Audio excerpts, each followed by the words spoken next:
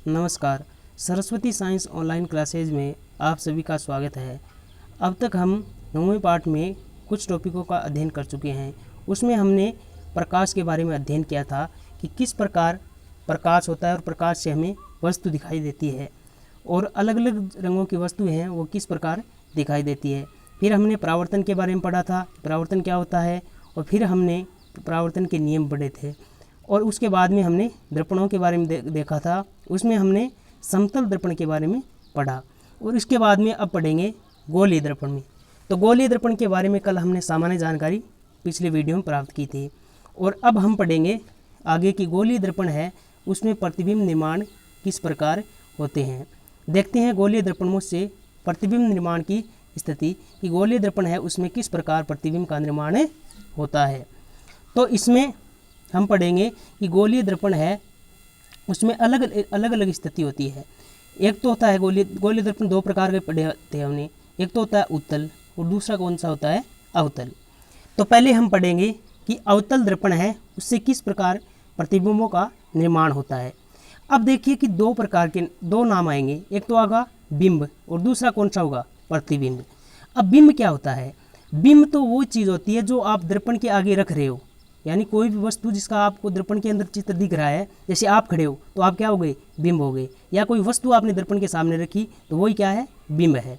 अब प्रतिबिंब क्या होता है? प्रतिबिंब जो दर्पण के अंदर हमें जो चित्र दिखाई दे रहा है, यदि आप दर्पण के सामने खड़े हो तो आपका चित्र दर्पण में दिखाई देगा। कोई वस्तु यदि दर्पण के सामने रखी है तो वो दिखाई देगी, तो वो क्या होगा, प्रतिबिंब। ये होते हैं बिंब और प्रतिबिंब। बिंब यानी वस्तु जो दर्पण के सामने रखी है, प्रतिबिंब यानी दर्पण के अंदर जो हमें दिखाई दे रही है। अब देखते हैं इसमें अलग अलग स्थिति होती है। पहले देखते हैं कौन कौन सी स्थिति हो सकती है। अब जो क्या होता है कि गोलीय दर्पणों में क्या होता है, परावर्तन होता है, परावर्तन मुख्य है। तो इसमें देखते हैं किस प्रकार परावर्तन होता है। तो पहले हम देखते हैं कि यदि मुख्य अक्ष के समांतर कोई प्रकाश की किरण आ रही है, क्या आ रही है, मुख्य अक्ष के समांतर यदि प्रकाश की किरण आ रही है तो वो परावर्तन होकर कहाँ से गुजरेगी, वो गुजरेगी मुख्य फोकस से। यदि मुख्य अक्ष के, हमने क्या देखा था, ये जो बीच में आपको दिख रही है ये लाइन, ये क्या है, आपकी मुख्य अक्ष है। अब इस मुख्य अक्ष के समांतर यदि कोई प्रकाश की किरण आ रही है, जैसे ये आ रही है ऊपर वाली मुख्य अक्ष के समांतर प्रकाश की किरण, और ये कहाँ से गुजरेगी, ये गुजरेगी आपकी मुख्य फोकस से। ये हमने देख लिया कि मुख्य अक्ष से यदि कोई प्रकाश की किरण आएगी, समांतर प्रकाश की किरण कोई आएगी तो वो किससे गुजरेगी, मुख्य फोकस से गुजरेगी। एक बात आपको ये ध्यान में रखनी है। ये तो किस में थी, अवतल में देखी आपने। उसी प्रकार आपने किस में देखी, उत्तल में देखेंगे। अब उत्तल और अवतल को कैसे फर्क करोगे आप? उत्तल यानी आपने कल पढ़ा था कि जो क्या है, बाहर की ओर मुड़ा हुआ होता है वो कौन सा होता है, उत्तल होता है, और अंदर की ओर मुड़ा होता है वो कौन सा होता है, अवतल होता है। तो अवतल में तो इस प्रकार स्थिति होती है। अब उत्तल में यदि मुख्य अक्ष के समांतर कोई प्रकाश की किरण आती है, जैसे ये प्रकाश की कोई किरण आ रही है, तो ये क्या होता है, ये यहाँ से वापस परावर्तन तो हो जाती है, लेकिन आगे आपको स्थिति कहाँ देखने को मिलती है, क्योंकि इसमें मुख्य फोकस कहाँ है, इधर इस तरफ की ओर है, यानी दाईं तरफ होता है इससे उत्तल के अंदर। यानी कोई भी प्रतिबिंब निर्माण होता है उत्तल में वो किस तरफ होता है, दाईं ओर, और अवतल में बाईं ओर होता है।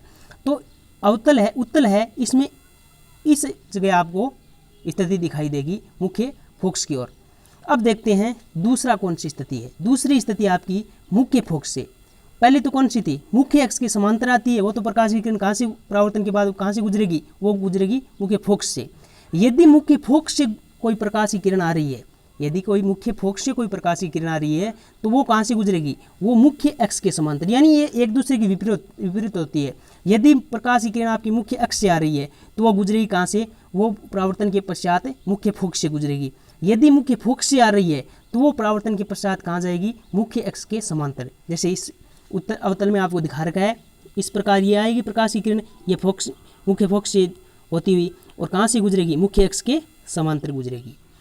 इसी प्रकार इसमें देखने को स्थिति मिलेगी कि इस प्रकार आपकी किरणें आ रही है मुख्य अक्ष के मुख्य फोकस से होती हुई, आगे आपको प्रतीत हो रही है, क्योंकि यहाँ तक ही होती है इसमें स्थिति, इस ओर होती है वो क्या होती है, आभासी होती है, और वापस आपको मुख्य अक्ष के समांतर गुजर जाएगी परावर्तन के पश्चात।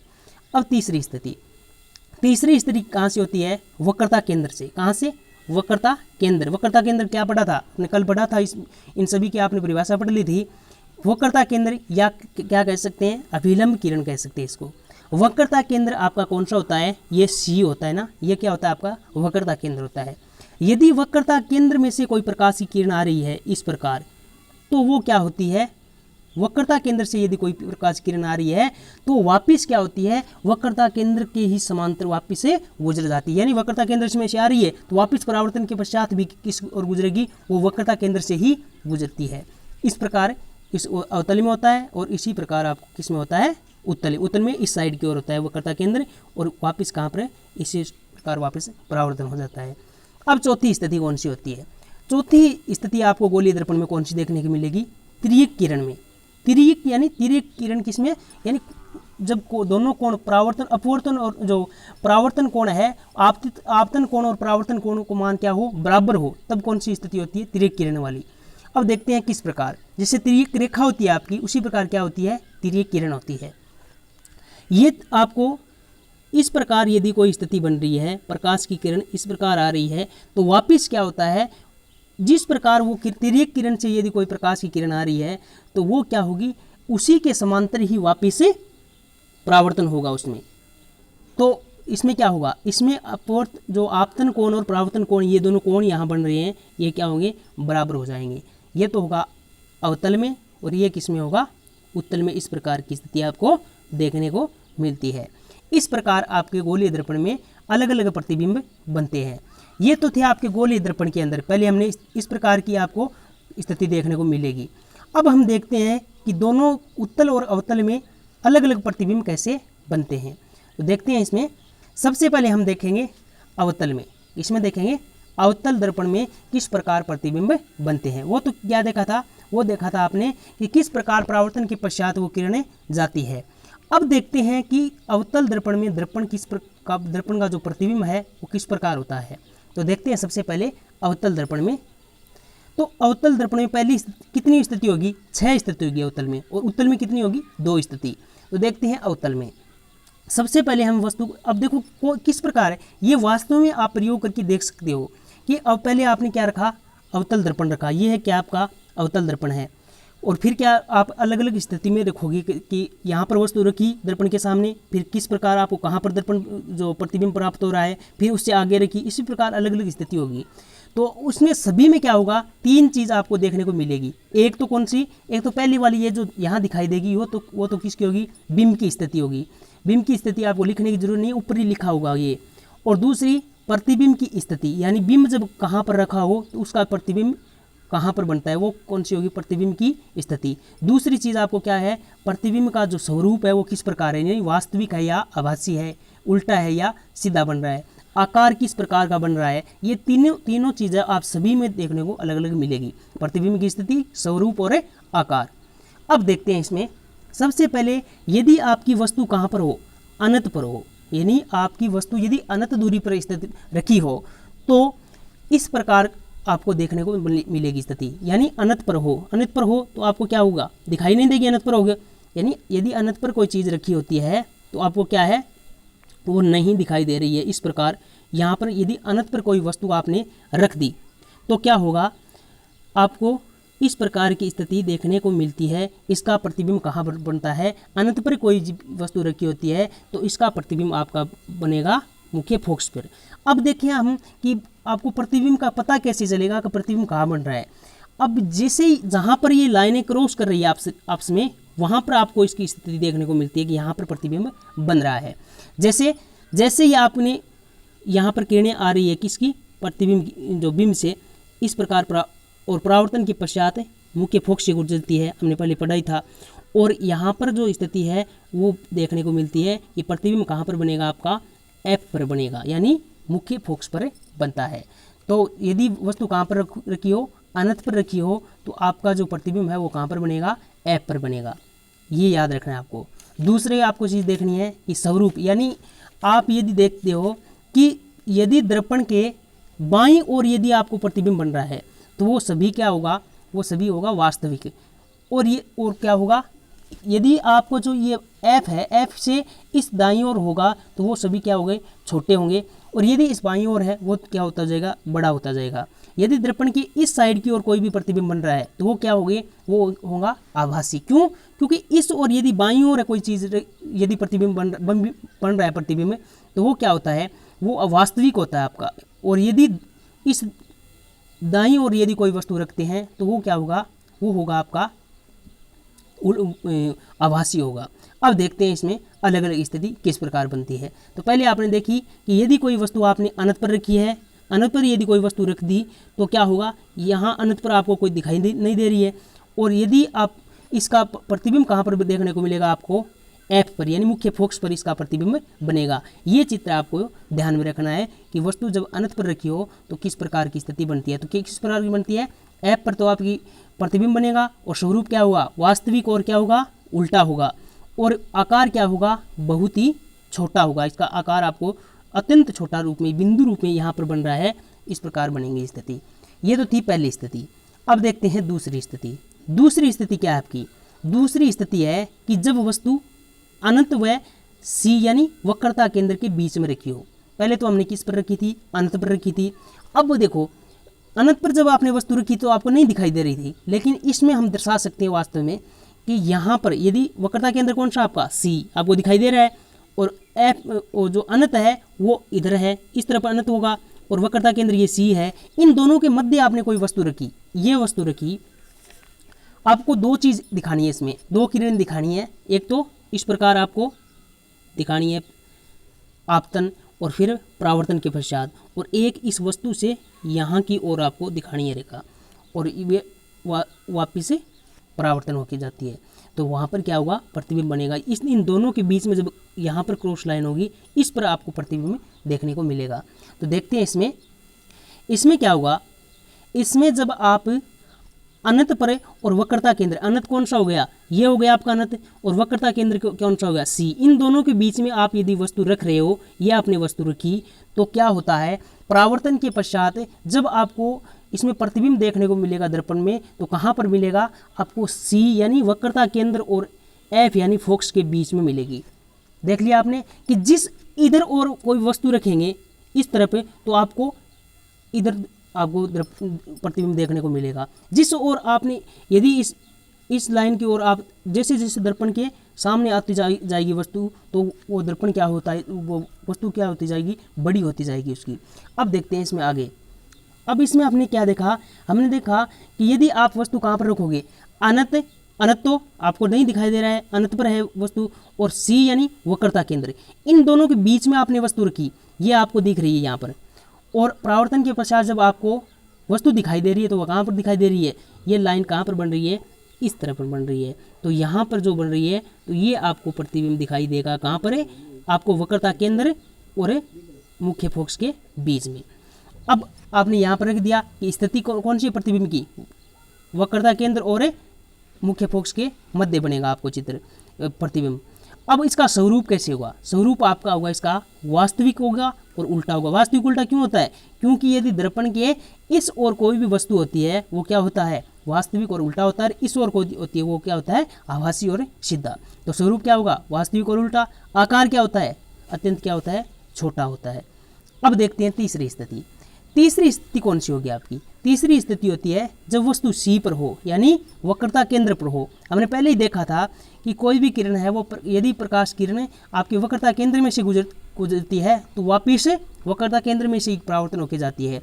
तो यहाँ पर क्या होगा, यदि आपने कोई वस्तु क्या पर रखी है, यदि आपने रखी है वक्रता केंद्र पर, तो क्या होगा, इस वक्रता केंद्र पर परावर्तन के पश्चात जब इसकी स्थिति बनेगी प्रतिबिंब की, तो वो किस पर बनेगी आपकी, इस पर ही बनेगी, किस पर है, वक्रता केंद्र पर ही बनेगी। तो वस्तु पर अपनी स्थिति कहाँ पर है, कहाँ पर है प्रतिबिंब की स्थिति, सी यानी वक्रता केंद्र पर है। स्वरूप कैसा होगा, वास्तविक और कौन सा हो गया, उल्टा हो गया। क्यों, क्योंकि इस ओर प्रतिबिंब है।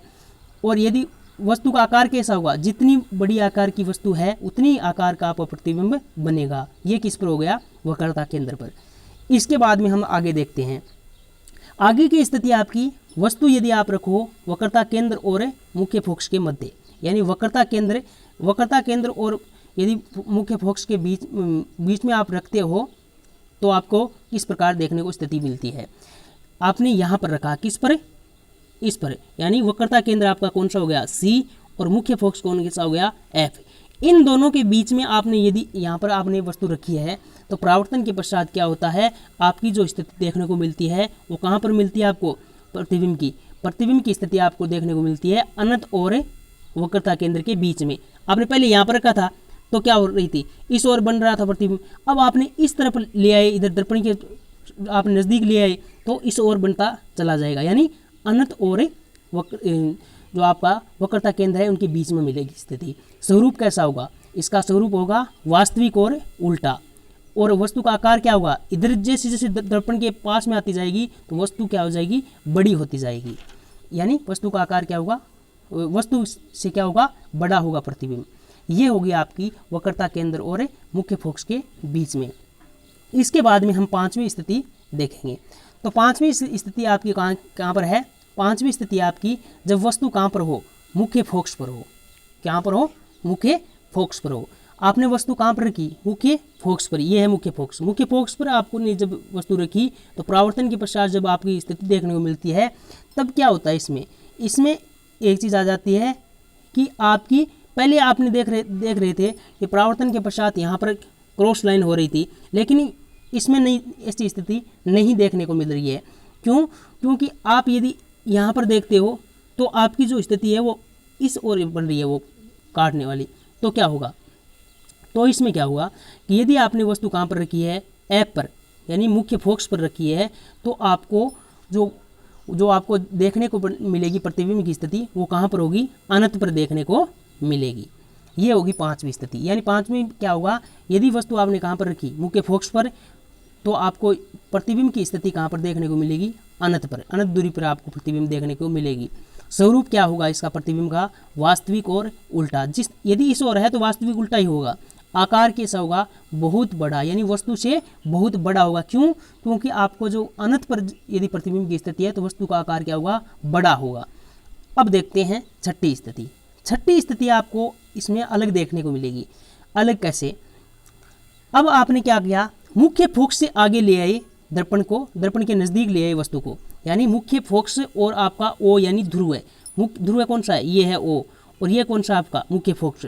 इन दोनों के बीच में आपने जो प्रतिबिंब को, बिंब को रख दिया, वस्तु को रख दिया, तो आपको क्या होगा, तो आपकी जो दर्पण की जो प्रतिबिंब की स्थिति है वो इस ओर देखने को मिलेगी। क्यों मिलेगी, क्योंकि आपने जब देखा ये क्रॉस लाइन है, इधर और तो नहीं बनेगी, तो क्या होगा, आपका क्या होगा, इस ओर आपको देखने की मिलेगी स्थिति। और प्रतिबिंब कहाँ बनेगा, आपका प्रतिबिंब बनेगा इसे दूसरी तरफ, यानी दर्पण के पीछे होगी स्थिति प्रतिबिंब की। स्वरूप क्या होगा, यानी आपको बताया था कि यदि दर्पण से इस साइड और ले आए तो प्रतिबिंब स्वरूप क्या होगा, आभासी और सीधा होगा। आकार क्या होगा, अत्यंत बड़ा होगा। ये छह स्थिति आपको याद रखनी है। इनमें से हर बार परीक्षा में प्रश्न पूछा जाता है। अब यदि आपको नहीं समझ में आया मान लो, तो फिर क्या करते हैं हम, इसको याद रखने की ट्रिक है। कौन सी ट्रिक है देखते हैं। इसकी 500 स्थिति है वो तो याद कर सकते हैं, और छठी स्थिति सीधा याद ही कर लेंगे। देखते हैं कैसे। सबसे पहले हम देखते हैं कि वस्तु हम कहाँ पर रखते हैं, अनंत पर रखते हैं। अनंत पर इस प्रकार आपको बना लेनी है, अनंत वक्रता केंद्र सी और एफ मुख्य फोकस, और वापिस क्या करें, उल्टा लिख लेना है। एफ पहले लिख देना है, सी बाद में लिखना है, और अनंत क्या लिखना है बाद में। यानी पहले आपने वस्तु जगह तो पहले अनंत लिख दिया, फिर सी लिख दिया, फिर एफ लिख दिया, फिर उल्टा लिख देना इसका, एफ सी और अनंत। फिर नीचे आपको क्या लिखना है, छोटा बराबर और बड़ा। इस प्रकार आपने लिख लिया। अब देखते हैं कैसे, ट्रिक कैसे हुई। वस्तु आपने कहाँ पर रखी, अनंत पर रखी। किस पर रखी, अनंत पर। तो प्रतिबिंब कहाँ पर बड़ा होगा, नीचे वाला प्रतिबिंब लिख देना, ऊपर वाली वस्तु लिख देना। वस्तु आपने अनंत पर रखी तो प्रतिबिंब कहाँ पर बनेगा, एफ पर बनेगा, मुख्य फोकस पर बनेगा। अब आगे दूसरी स्थिति। दूसरी स्थिति, यदि आपने वस्तु अनंत और सी के मध्य रखा, अनंत और सी के मध्य रखा, तो प्रतिबिंब कहाँ पर बनेगा, एफ और सी के मध्य बनेगा। अब आपको तीसरी स्थिति, यदि आपने प्रतिबिंब को वस्तु का कहाँ पर रखा, सी पर रखा, तो वस्तु का प्रतिबिंब कहाँ पर बनेगा, सी पर ही बनेगा, बराबर होगा। अब आपने उसके आगे वाली स्थिति, आगे वाली स्थिति कौन सी हुई, चौथी स्थिति। यदि आपने बिंब है वो कहाँ पर, वस्तु कहाँ पर रखी है, सी और एफ के मध्य, तो आपको जो प्रतिबिंब प्राप्त होगा वो सी और अनंत के बीच में प्राप्त होगा।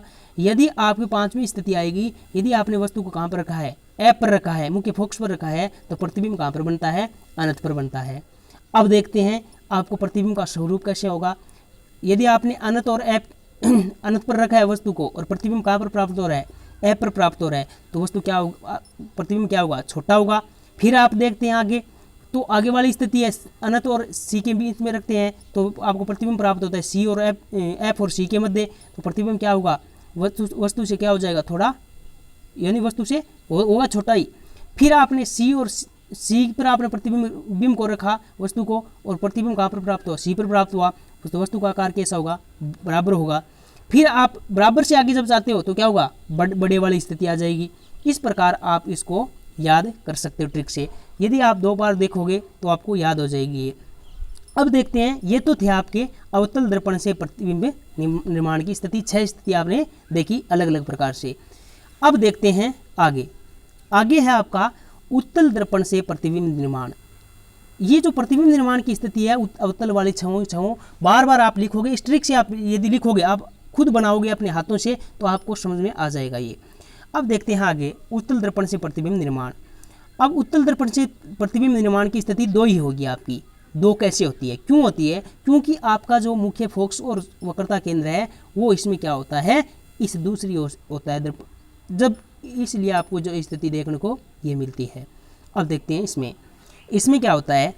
हमने पिछले क्या देखा था, हमने देखा था कि यदि दर्पण से इस ओर यदि आपका प्रतिबिंब बन रहा है तो वो होगा आभासी और सीधा, यदि इस ओर प्रतिबिंब बन रहा है तो वो क्या होगा, आपका प्रतिबिंब वास्तविक और उल्टा होता है। तो इसमें प्रतिबिंब सभी किस ओर बनेंगे, इस ओर बनेंगे, तो प्रतिबिंब जो आपका प्रतिबिंब की स्थिति के जो स्वरूप है वो क्या होगा, आभासी और सीधा होगा। अब देखते हैं इसमें कैसे स्थिति है। पहली स्थिति इसमें आती है जब आप वस्तु कहाँ पर रखते हो, अनंत पर रखते हो। अनंत पर आपने रखी, यहाँ पर अनंत पर रखी आपने वस्तु को, तो आपको कहाँ पर देखने को मिलेगी स्थिति प्रतिबिंब की स्थिति कहाँ पर बनेगी, ऐप पर बनेगी। और ऐप किस ओर है, इसमें उत्तल दर्पण में इस ओर होता है ऐप, ये होता है। तो आपको जो प्रतिबिंब की स्थिति देखने को मिलेगी वो ऐप पर भी देखने को मिलेगी, ये बन रहा है यहाँ पर। अब देखते हैं स्वरूप कैसा होगा इसका, आभासी और होगा सीधा, क्यों, क्योंकि आपका प्रतिबिंब इस साइड बन रहा है दर्पण से पीछे। आकार कैसा होगा, आकार बहुत ही छोटा होगा इसका, ये पहली स्थिति है। दूसरी स्थिति देखते हैं। दूसरी स्थिति आपकी इसमें कौन सी है, दूसरी स्थिति है आपकी कि जब वस्तु कहाँ पर हो, जब वस्तु आपकी अनंत और ओ यानी अनंत और ध्रुव के बीच में हो, स्थिति आपकी प्रतिबिंब जो दर्पण जो बिंब है वस्तु है उसकी स्थिति, तो कहाँ पर बनता है। यदि इस ओर देखोगे आप, ये ध्रुव है और ये क्या हो गया, अनंत हो गया, क्यों, क्योंकि एफ और सी तो इसमें इस साइड होते हैं। अब देखते हैं इसमें आपने देखा कि अनंत और ओ के मध्य आपने कोई वस्तु रखी, तो आपको इसकी स्थिति कहाँ पर देखने को मिलेगी, ओ और एफ के बीच में, यानी ध्रुव और मुख्य फोकस है इस यहाँ पर, ये जो प्रतिबिंब बनना है ये स्थिति आपको देखने को मिलेगी। यानी प्रतिबिंब की स्थिति कहाँ पर होगी, आपका ध्रुव और मुख्य फोकस के बीच में। स्वरूप कैसा होगा, आभासी और सीधा, क्यों, क्योंकि यदि दर्पण में इस साइड और बन रहा है प्रतिबिंब तो आभासी और सीधा होगा, क्यों, क्योंकि आपको दर्पण के पीछे कोई होता थोड़ी है, वास्तव में नहीं होता है, ये आपको आभास होता है सीधा। तो क्या होगा, स्वरूप क्या होगा प्रतिबिंब का, आभासी और सीधा। आकार कैसा होगा, अत्यंत ही क्या होगा, आकार बहुत ही छोटा होता है। ये आपकी 2 स्थिति देखने को उत्तल दर्पण में देखने को मिलती है। ये आपने देखा प्रतिबिंब निर्माण की स्थिति किस प्रकार होती है। यदि आपको ये इसमें से नए समझ आए तो आप दोबारा पूछ सकते हो कमेंट करके, और यदि बार बार आप बनाओगे इसकी स्थिति तो आपको समझ में आ जाएगा। अब देखते हैं इसमें अवतल दर्पण से किस प्रकार उपयोग लेते हैं अवतल और उत्तल दर्पण का। अवतल दर्पण है आपका, उसका उपयोग पहले देखते हैं। इसका पहला उपयोग आप देखते हो शेविंग दर्पणों में, यानी जो दाढ़ी करने में काम में लेते हैं, शेविंग कटिंग करने में काम में लेते हैं, नाई इसको सबसे ज़्यादा काम में लेते हैं, यानी शेविंग दर्पण के रूप में अवतल दर्पण का उपयोग होता है। क्यों, क्योंकि इसमें प्रतिबिंब क्या बनता है, बड़ा बनता है, और बड़ा बनने के कारण उत्तल दर्पण का उपयोग किसमें होता है, शेविंग दर्पणों में। दूसरा क्या उपयोग लिख सकते हैं, वाहनों की हेडलाइट में। वाहनों की हेडलाइट में कैसे, जैसे वाहनों के जो आगे वाले शीशे लगे होते हैं, वाहनों के आगे जो हेडलाइट लगी होती है उसमें आगे के कांच नहीं, कांच के लिए नहीं बोला है, इसमें जो कांच के अंदर हम देखते हैं इस प्रकार की स्थिति होती है, और यहाँ पर क्या होता है, बल्ब लगा होता है। ये जो है, ये जो आपकी स्थिति है उत्तल वाली अवतल वाली, इसमें आप देखना कि पॉलिश की होती है, ये कांच दर्पण जैसा बना होता है। ये जो है इसमें किसका उपयोग करते हैं, अवतल दर्पणों में। वाहनों की जो हेडलाइट है इसमें अवतल दर्पणों का उपयोग करते हैं। तीसरा उपयोग हम देखते हैं चिकित्सा में, और कौन सी चिकित्सा में? दंत चिकित्सा में, यानी दंत चिकित्सक है, दांतों के जो डॉक्टर होते हैं, वो डेंटिस्ट होते हैं, वो क्या करते हैं, वो दांतों की चिकित्सा करने के लिए, दांतों को मुंह बड़ा देखने के लिए आपको किसका उपयोग करता है? अवतल दर्पणों का उपयोग करते हैं वो। चौथा उपयोग क्या है? घरों में सैटेलाइट, और जो सैटेलाइट है डिश एंटीना में उपयोग करते हैं। और परावर्तक टेलीस्कोप के रूप में भी किसका उपयोग होता है? अवतल दर्पणों का होता है। अब देखते हैं आगे है आपका उत्तल दर्पण। उत्तल दर्पण है, उसमें किस प्रकार उपयोग? अवतल दर्पण के कौन कौन से उपयोग थे? सेविंग दर्पण में, वाहनों के हेडलाइट में, दंत चिकित्सक के रूप में दंत चिकित्सा करते हैं, और घरों में सैटेलाइट डिश एंटीना रखी होती है टीवी वगैरह देखने के लिए, उसमें होता है। और परावर्तक टेलीस्कोप में, परावर्तक कोई चीज़ कोई है उसको बार बार परावर्तन करने के लिए, उसका देखने के लिए करते हैं। और किसका उपयोग करते हैं? उत्तल दर्पणों में देखते हैं। अब ये तो थे आपके अवतल दर्पणों के उपयोग। अब देखते हैं उत्तल दर्पणों के। अब उत्तल दर्पण है, उसमें क्या होता है? अवतल में तो बड़ा बनता है प्रतिबिंब, और उत्तल में क्या होता है? प्रतिबिंब बनता है छोटा। इसीलिए क्या करते हैं, वाहनों के जो पश्चिम दर्पण होते हैं, वाहनों के साइड में जो दर्पण लगे होते हैं, वो किसके होते हैं? उत्तल दर्पणों के होते हैं।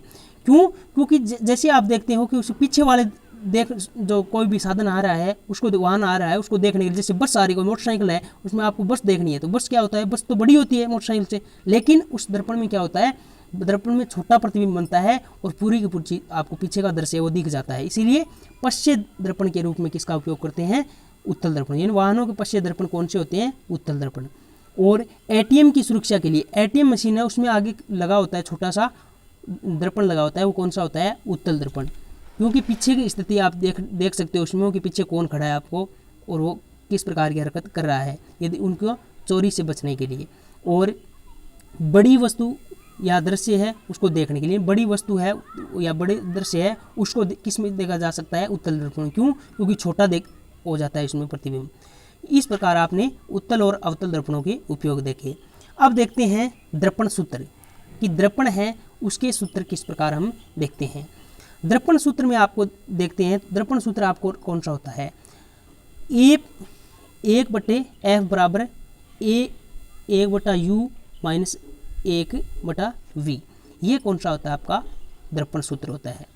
दर्पण सूत्र है, उसमें आप देखते हो कि एफ है वो कौन सा हुआ है? एफ आपने पढ़ा था कि एफ आपको क्या ले रखा है? इसमें फोकस दूरी ले रखी है। यू क्या ले रखा है आपका? यू आपका ध्रुव से बिंब तक की जो दूरी है वो ले रखा है।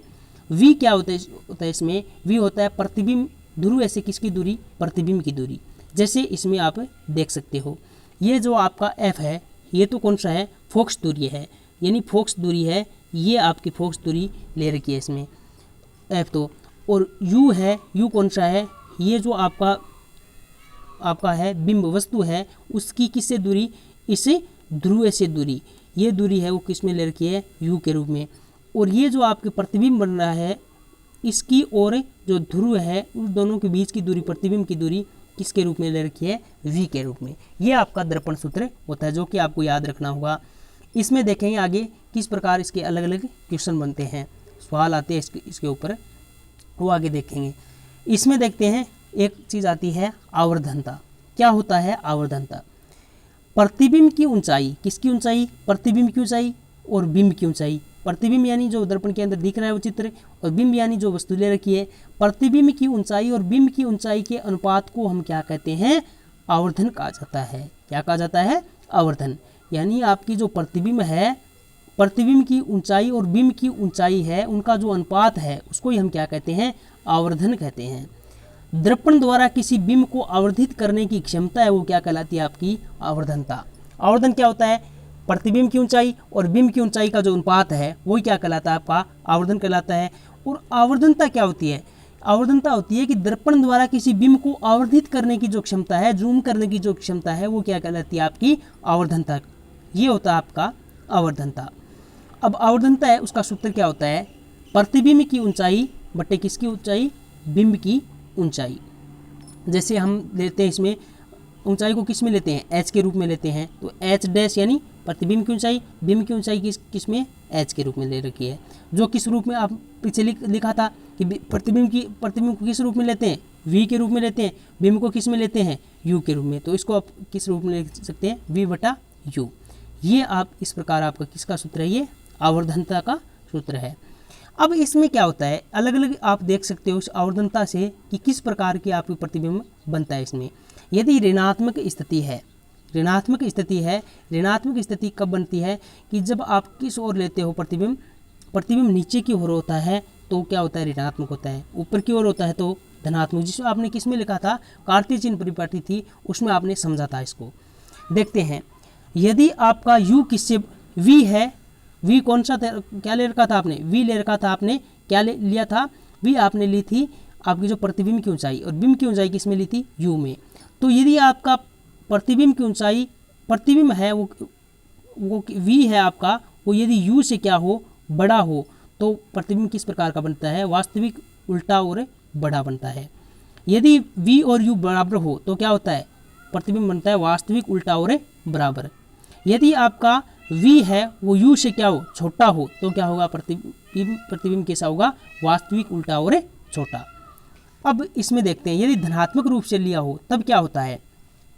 यदि आपका m क्या हो, धनात्मक हो, तो क्या होगा, ये तो ऋणात्मक स्थिति में होता है, ये धनात्मक होता है। तब धनात्मक वाली स्थिति में क्या होता है, प्रतिबिंब आभासी और सीधा। क्यों, क्योंकि आपको जो इस साइड आपने देखा था कि दर्पण के इस साइड ओर की जो स्थिति है वो क्या होती है, वो होती है आपकी ऋणात्मक में, और दर्पण के इस साइड की ओर जो स्थिति है वो किस ओर होती है, आपकी धनात्मक में। अब देखते हैं इसमें, और धनात्मक है वो इस साइड की स्थिति है वो कौन सी, आभासी और सीधा। अब m यदि क्या हो, m यदि 1 से क्या हो, बड़ा हो, तो प्रतिबिंब कैसा बनेगा, बड़ा बनेगा। m और यदि 1 के बराबर हो तो क्या होगा, प्रतिबिंब बराबर बनेगा। m यदि 1 से क्या हो, छोटा हो, तो प्रतिबिंब कैसा बनेगा, छोटा बनेगा। ये है आपकी अलग अलग प्रतिबिंब बनने की स्थिति। अब देखते हैं आगे इसमें अब आगे हम देखेंगे अलग अलग आपके सवाल दिए हुए हैं वो किस प्रकार हम इसके आधार पर कर सकते हैं। अब देखते हैं इसमें आपको दो चीज़ ध्यान में रखनी है। क्या ध्यान में रखना है कि आपको ध्यान में रखना है कि ये सवाल किस प्रकार कौन से दर्पण का दिया हुआ है। पहली बात तो आपको दिया होगा अवतल है या उत्तल दर्पण है। यदि नहीं दिया हो तो आप किस प्रकार इसमें देखते हो। देखते हैं इसमें, यदि आपको दिया हो सेविंग दर्पण, तो सेविंग दर्पण हमने देखा था कि सेविंग दर्पण में कौन सा काम में लेते हैं, सेविंग दर्पण में हम कौन सा काम में लेते हैं, अवतल दर्पण काम में लेते हैं। और अवतल दर्पण में प्रतिबिंब कैसा बनता है, बड़ा बनता है। तो अब देखते हैं इसमें ये सवाल किस प्रकार दे रखा है। तो अवतल सेविंग दर्पण यहाँ देख लिया तो हमने सीधा से हम पता लगा सकते हैं कि कौन सा दर्पण है, अवतल दर्पण है। देखते हैं इसमें कौन सा सवाल है। एक व्यक्ति का चेहरा सेविंग दर्पण से 20 सेंटीमीटर है। यदि सेविंग दर्पण की फोकस दूरी 80 सेंटीमीटर है तो बनने वाले प्रतिबिंब की दर्पण से दूरी एवं क्या ज्ञात करनी है, आपको आवर्धनता ज्ञात करनी है। तो अब देखते हैं, अब हम देखेंगे कि ये आपकी क्या है, अवतल दर्पण है। कौन सा दर्पण है, ये है आपका अवतल दर्पण। अवतल दर्पण में इस ओर पॉलिश की होती है और इस ओर क्या होता है, परावर्तक पृष्ठ होता है। तो इसमें क्या है, हमने देखी थी कार्तीय चिन्ह परिपाटी में इस प्रकार होता है आपकी जो स्थिति है। यदि आपकी इस ओर जो कोई भी वस्तु है, यदि इस ओर कोई भी चीज़ है, वो सभी किस में ली जाएगी, आपकी ऋणात्मक ली जाएगी। किस ओर कैसी ली जाएगी, ऋणात्मक लेंगे। अब ये ध्यान में रखना है कि इस ओर जो कोई भी चीज़ है, चाहे बिंब हो चाहे प्रतिबिंब हो, वो किस में लेंगे, ऋणात्मक लेंगे, चाहे फोकस हो। इस ओर कोई भी चीज़ है वो किस में लेंगे, आप धनात्मक में लेंगे। तो देखते हैं इसमें, तो आपकी फोकस दूरी है, फोकस एफ किस में होता है, अवतल दर्पण में एफ कहाँ पर होता है, फोकस दूरी इस ओर होता है, तो किस में लेंगे आप, ऋणात्मक लेंगे। बिंब कहाँ पर होता है, अवतल दर्पण में इस ओर होता है, आपने देख लिया पहले, तो वो भी किस में लेंगे, ऋणात्मक लेंगे। तो अवतल दर्पण में आपकी जो फोकस दूरी और बिंब की स्थिति है वो किस में ली जाती है, ऋणात्मक ली जाती है। ध्यान में रखना आपको। अब देखते हैं इसमें सवाल कैसे करते हैं। यह आपने ऋणात्मक ले रखा है यहाँ पर। अब देखते हैं, आपको ज्ञात क्या करना है, आपको प्रतिबिंब की दूरी ज्ञात करनी है एक तो, और एक ज्ञात करनी है आपको आवर्धनता, v और m ज्ञात करना है आपको। और f दे रखा है आपको, एफ यहाँ पर दे रखा है, फोकस दूरी है एफ। बिंब की दूरी आप याद यहाँ देख ही सकते हो, बिंब की वस्तु है तो वस्तु कौन सी है, बिंब ही है वस्तु। प्रतिबिंब की दूरी आपको ज्ञात करनी है और आवर्धनता ज्ञात करनी है, यानी वी और एम ज्ञात करनी है। पहले आप वी ज्ञात करोगे तो एम आगे आप सूत्र से ज्ञात कर सकते हो। देखते हैं आगे क्या होता है।